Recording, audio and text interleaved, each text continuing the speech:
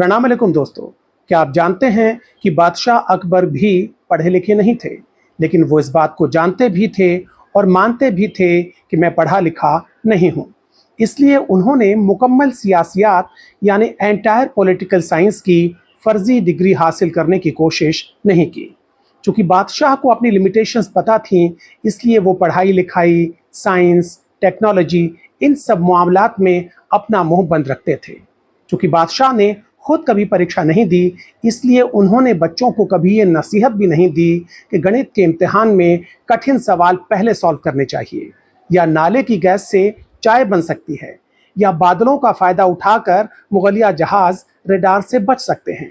अपनी अनपढ़ता को छुपाने के लिए बादशाह अकबर ने अपने से भी कम पढ़े लिखे और जाहिलों को अपना वजीर नहीं बनाया, बल्कि असली डिग्री और असली हुनर वाले एक्सपर्ट्स को अपने दरबार में जगह दी। इनमें से 9 सुपर एक्सपर्ट्स को नवरत्न कहा जाता था। ये नवरत्न चूंकि एक्सपर्ट्स थे, इसलिए बादशाह इनसे सलाह लेते थे, सलाह देते नहीं थे, और देते भी तो नवरत्न फालतू की सलाह को एक्स्ट्रा टू ए बी मानकर इग्नोर कर देते थे। दूसरी बात अकबर बादशाह में ये खास थी कि वो सही आदमी से सही काम लेते थे। मसलन राजा टोडरमल एडमिनिस्ट्रेशन और रेवेन्यू के एक्सपर्ट थे और तानसेन संगीत के। तो अकबर बादशाह ने कभी तानसेन से ये नहीं कहा कि आप रेवेन्यू संभालिए, राजा टोडरमल गीत गाएंगे। कहने का मतलब ये कि बादशाह अकबर ने हिस्ट्री में एमए करने वाले को रिजर्व बैंक का गवर्नर नहीं बनाया।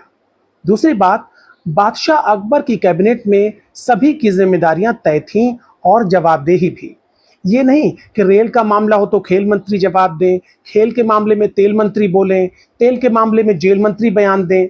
बादशाह अकबर के मंत्री अपना अपना काम किया करते थे, खो खो का खेल नहीं खेलते थे। बहरहाल बादशाह अकबर ने सड़कें बनवाईं, शानदार इमारतें बनवाईं, सराय बनवाईं, बहुत कुछ बनवाया, लेकिन जीते जी अपने नाम से जलालुद्दीन मोहम्मद अकबर स्टेडियम नहीं बनवाया। उन्होंने कभी अपनी नाकामी का ठीकरा अपने बाप हुमायूं के सर पे नहीं फोड़ा। अच्छा, अकबर के दरबार में हमारे एक पूर्वज व्यंग्यकार यानी सैटारिस्ट भी थे, आप जानते हैं, उनका नाम था बीरबल। मजे की बात यह कि बीरबल के ज्यादातर व्यंग्य और कटाक्ष बादशाह अकबर की कमियों और गलतियों पर होते थे, लेकिन इसके बावजूद बादशाह ने न तो उन्हें सोशल मीडिया पर ट्रोल करवाया और न ही उनके खिलाफ एफआईआर दाखिल करवाई, बल्कि उन्हें अपना नवरत्न बनाया। बादशाह अकबर भी दिखने में अच्छे नहीं थे, लेकिन उन्होंने न तो प्लास्टिक सर्जरी करवाई और न ही रोज 2 घंटे मेकअप के लिए दिया करते थे। हिंदुस्तान का शहंशाह होने के बावजूद बादशाह अकबर दिन में 5 बार कपड़े नहीं बदलते थे। बादशाह अकबर गलत फैसला देने के लिए मुंसिफ और काजी पर दबाव नहीं डालते थे, रियाया से किए हुए वायदों को भूल नहीं जाते थे, सब कुछ एक्चुअल और ओरिजिनल करते थे, पुरानी योजनाओं के नए नाम नहीं रखते थे। और सबसे बड़ी बात कि बादशाह अकबर ने मजहब को हमेशा सियासत से अलग रखा। अपनी प्रजा में उन्होंने कभी धर्म के आधार पर भेदभाव नहीं किया। उनके 9 में से 4 रत्न बीरबल, मानसिंह, टोडरमल और तानसेन हिंदू थे, और बाकी सब भी हिंदू मुसलमान करने वाले लोग नहीं थे, बल्कि फैजी ने महाभारत और गीता का फारसी में अनुवाद किया।